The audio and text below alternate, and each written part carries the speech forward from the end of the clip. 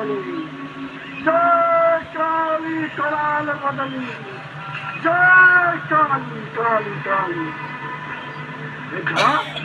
মারা এসো। তোমার গোছগাছ সব রেডি তো? আমাদের হাতে কিন্তু বেশি সময় নেই।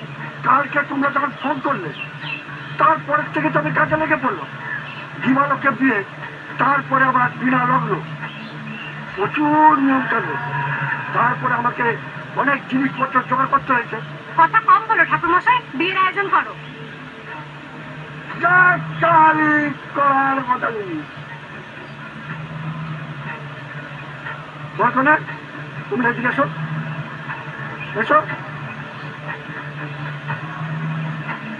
হ্যাঁ, তোমরা মালা বদলটা করে নাও।